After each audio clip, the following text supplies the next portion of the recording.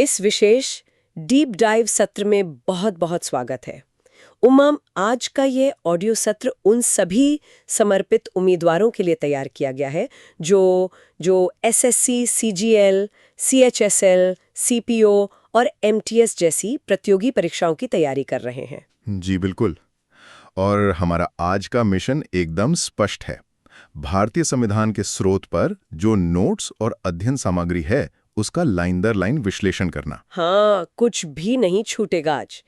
एक भी जानकारी मतलब एक भी फैक्ट अनदेखा नहीं किया जाएगा। तो बिना किसी देरी के सीधे विषय की गहराई में उतरते हैं। एक बहुत ही दिलचस्प बात से शुरुआत करते हैं। जरूर। हमारे संविधान को अक्सर उधार का थैला या बैग ऑफ बोरोइंग्स कहा जाता है। पहली बार सुनने में ये थोड़ा अजीब या नकारात्मक लगता है ना, जैसे कुछ अपना हो ही ना। देखिए, ये सच में एक बड़ी बहस का मुद्दा रहा है। उधार का थैला सुनने में आलोचना लग सकता है, लेकिन अगर ऐतिहासिक संदर्भ देखें तो ये बहुत रणनीतिक कदम था। बिल्कुल। और इसी पर अध्ययन सामग्री के एकदम शुरुआत में ही डॉक्टर बी.आर. अंबेडकर जी का एक बहुत प्रसिद्ध उद्धरण दिया गया है। जी, उन्होंने संविधान सभा में बहुत स्पष्ट रूप से कहा था कि संविधान के मौलिक विचारों के संदर्भ में किसी को भी कोई विशेष अधिकार नहीं है। मतलब कोई पेटेंट नहीं है किसी का। एकदम सही कहा। स्वतंत्रता या लोकतांत्रिक शासन जैसे सिद्धांत किसी एक देश की निजी संपत्ति नहीं होते। भारतीय निर्माताओं ने कोई आंख बंद करके नकल नहीं की, बल्कि दुनिया भर के संविधानों को परखा और सिर्फ वही अपनाया जो हमारी अपनी सामाजिक और भौगोलिक परिस्थितियों के अनुकूल था। ये एक बहुत ही सकारात्मक नजरिया है। लेकिन नोट्स में एक और बात है। प्रसिद्ध कानूनविद आइवर जेनिंग्स का एक कथन है जो परीक्षाओं में खूब पूछा जाता है। हाँ, वो लॉयर्स पैराडाइज वाला कथन। जी बिल्कुल। उन्होंने भारतीय संविधान को वकीलों का स्वर्ग यानी लॉयर्स पैराडाइज कहा है। इसका मुख्य कारण संविधान की वो अत्यधिक जटिल भाषा बताई गई है। असल में इसके पीछे भी एक ठोस कारण है। संविधान सभा में बैठे अधिकांश सदस्य खुद बहुत अनुभवी वकील थे। वे एक ऐसे देश के लिए नियम बना रहे थे जो अभी अभी आजाद हुआ था। तो वो कोई भी लूप होल नहीं छोड़ना चाहते थे। ठीक यही बात है। उनका उद्देश्य था कि भविष्य में कानूनों की व्याख्या को लेकर न्यायपालिका और विधायिका में कोई टकराव ना हो। इसलिए हर अधिकार, हर अपवाद को बहुत बारीकी और कानूनी शब्दावली के साथ लिखा गया। और इसी जटिलता की वजह से आइवर जेनिंग्स ने इसे वकीलों का स्वर्ग कहा, क्योंकि इसे समझने के लिए हमेशा कानूनी जानकारों की जरूरत पड़ती है। जी बिल्कुल। तो संविधान की इस प्रकृति को समझने के बाद अब सीधे उन स्रोतों के वर्गीकरण पर आते हैं। नोट्स में इन्हें दो भागों में बांटा गया है, आंतरिक स्रोत और बाहरी स्रोत। ये विभाजन परीक्षा के लिए बहुत अहम है। जब आंतरिक स्रोत की बात होती है तो भारतीय शासन अधिनियम 1935 का नाम सबसे ऊपर आता है। ये हमारा मुख्य स्रोत या मेन सोर्स है। हाँ, ब्रिटिश राज के दौरान लाया गया ये अधिनियम संविधान का मुख्य आधार बना। बिल्कुल। रातों रात कोई नया ढांचा लागू करने से अव्यवस्था फैल सकती थी, इसलिए इस अधिनियम का एक बड़ा हिस्सा सीधे तौर पर अपना लिया गया। और नोट्स में इस 1935 के अधिनियम की 4 मुख्य विशेषताएं डिकोड की गई हैं। मैं पहली विशेषता बताती हूँ, लोक सेवा आयोग या पब्लिक सर्विस कमीशन। जी, ये वही ढांचा है जो आज इन सभी बड़ी प्रतियोगी परीक्षाओं का आयोजन करता है। बिल्कुल। और दूसरी विशेषता है संघीय व्यवस्था या फेडरल सिस्टम, जो केंद्र और राज्यों के बीच शक्तियों का बंटवारा तय करता है। सही कहा।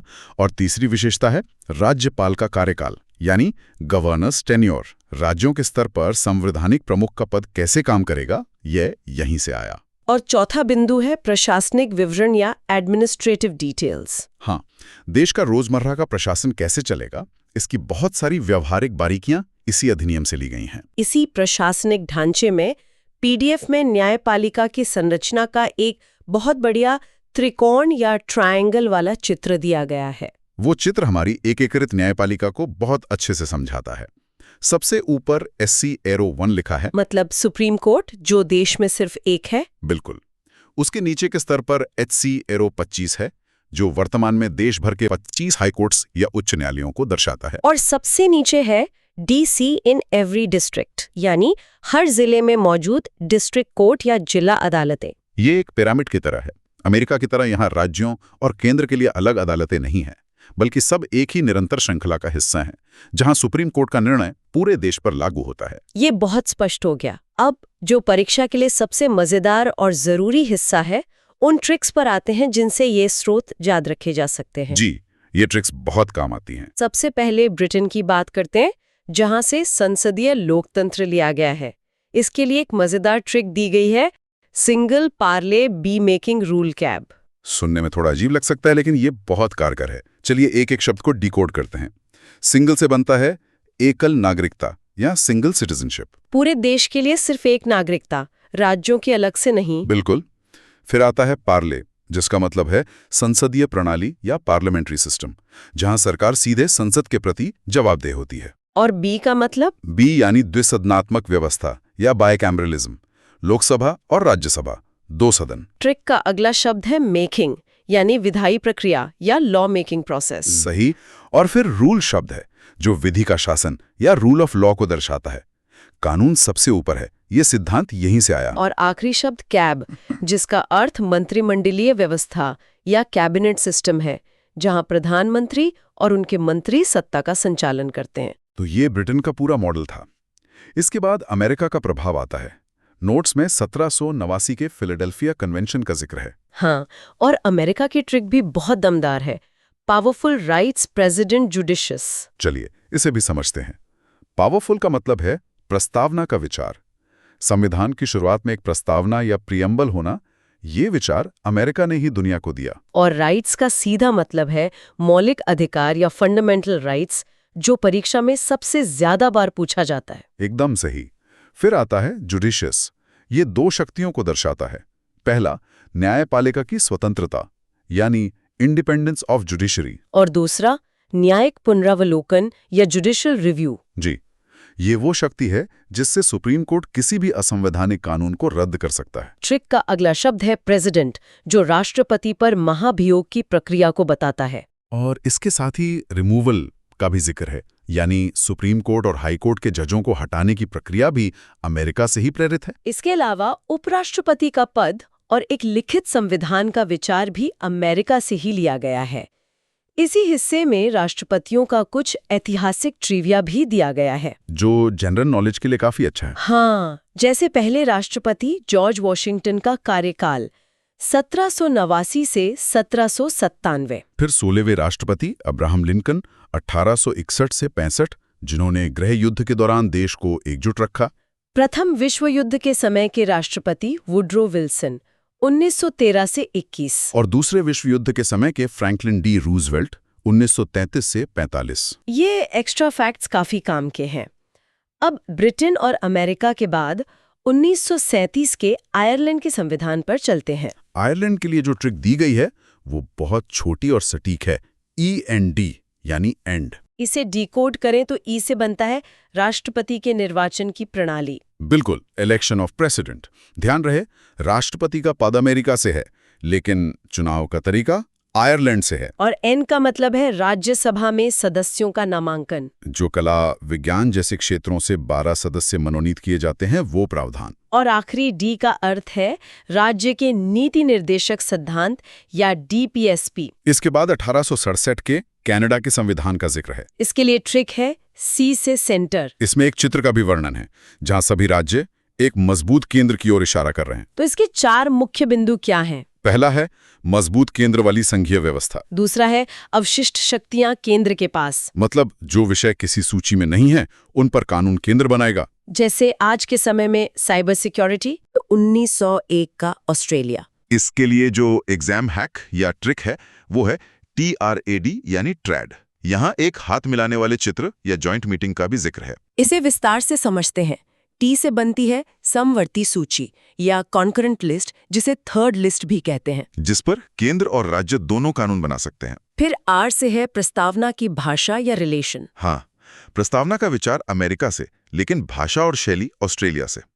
इसके बाद जॉइंट मीटिंग का जे है। जब लोकसभा और राज्यसभा में मतभेद हो तो दोनों सदनों की संयुक्त बैठक। और ट्रेड का सीधा मतलब है देश के भीतर व्यापार व वाणिज्य की स्वतंत्रता। अब यहाँ से थोड़ा रैपिड फायर तरीके से आगे बढ़ते हैं, क्योंकि अन्य देशों का भी अहम योगदान है। बिल्कुल, तेजी से लेकिन स्पष्टता के साथ। तो 1789 की फ्रांसीसी क्रांति फ्रांस के लिए ट्रिक है FIRA या फिरा। F से फ्रेटर्निटी यानी बंधुत्व, I से इंडिपेंडेंस या लिबर्टी यानी स्वतंत्रता, R से रिपब्लिक या गणतंत्र, और A से इक्वालिटी या समता। फ्रांस के बाद सोवियत संघ या USSR का प्रभाव आता है। इसके लिए जो ट्रिक है वो है दोस्ती। इस दोस्ती से याद आते हैं मौलिक कर्तव्य, नागरिकों के राष्ट्र के प्रति कुछ फर्ज। इसके साथ ही प्रस्तावना में सामाजिक, आर्थिक और राजनीतिक न्याय की विचारधारा। और पंचवर्षीय योजना का मॉडल भी वहीं से आया है। जी, इसके बाद दक्षिण अफ्रीका और जर्मनी का प्रभाव देखते हैं। दक्षिण अफ्रीका को लिंक गांधी जी से याद रखने की बात कही गई है। यहाँ से दो चीजें ली गई हैं। एक, संविधान संशोधन की प्रक्रिया, जो बहुत जरूरी है ताकि समय के साथ संविधान बदल सके, और दूसरा, राज्यसभा सदस्यों का निर्वाचन। और जर्मनी के वाइमार कॉन्स्टिट्यूशन के लिए लिंक हिटलर दिया गया है। हिटलर का नाम सुनते ही आपातकाल याद आता है, तो जर्मनी से आपातकाल के दौरान मौलिक अधिकारों का निलंबन का प्रावधान लिया गया है। जब देश पर संकट हो तो सुरक्षा पहले, अधिकार बाद में। इसके बाद 1889 का जापान मीजी कॉन्स्टिट्यूशन। जापान के लिए ट्रिक है pan is less than hand, यानी लॉ इज अबव मैन, कानून सबसे ऊपर है। तो यहाँ से विधि द्वारा स्थापित प्रक्रिया या प्रोसीजर एस्टैब्लिश्ड बाय लॉ लिया गया। और संविधान को अनुच्छेदों या आर्टिकल्स में बांटने का सिस्टम भी यहीं से आया। और आखिर में 1809 का स्वीडन, जहां से लोकपाल या लोकायुक्त का प्रावधान लिया गया है। भ्रष्टाचार की जांच के लिए संस्था बहुत जरूरी है। तो ये सारे स्रोत हो गए। अब PDF के सबसे अहम हिस्से यानी एग्जाम के लिए त्वरित रिवीजन या टेबल की बारी है। जी, रिवीजन बहुत जरूरी है। तो चलिए एक समरी राउंड करते हैं तेजी से। संसदीय प्रणाली, ब्रिटेन। मौलिक अधिकार, अमेरिका। नीति निर्देशक तत्व या DPSP, आयरलैंड। संविधान संशोधन, दक्षिण अफ्रीका। आपातकाल, जर्मनी। मौलिक कर्तव्य, रूस या USSR। और सम्मति सूची, ऑस्ट्रेलिया। ये रिवीजन राउंड बहुत शानदार था। PDF के अंत में एक बहुत ही प्रेरणादायक संदेश भी है। सफलता की ओर, best of luck, revision is key. ये संदेश स्पष्ट करता है कि प्रतियोगी परीक्षाओं में सिर्फ एक बार पढ़ना काफी नहीं है, बार बार दोहराना ही सफलता का मंत्र है। बिल्कुल। और इसी के साथ हमने इस अध्ययन सामग्री की हर एक लाइन, हर एक फैक्ट को पूरी तरह से कवर कर लिया है। परीक्षा के लिए ये एक संपूर्ण डीप डाइव था। समापन से पहले एक दिलचस्प वैचारिक बिंदु पर ध्यान देना चाहूंगा। हमने दुनिया भर से बेहतरीन विचार उधार तो लिए, लेकिन क्या पिछले 70-75 सालों में भारतीय परिस्थितियों ने इन विदेशी विचारों का मूल अर्थ बदल नहीं दिया है?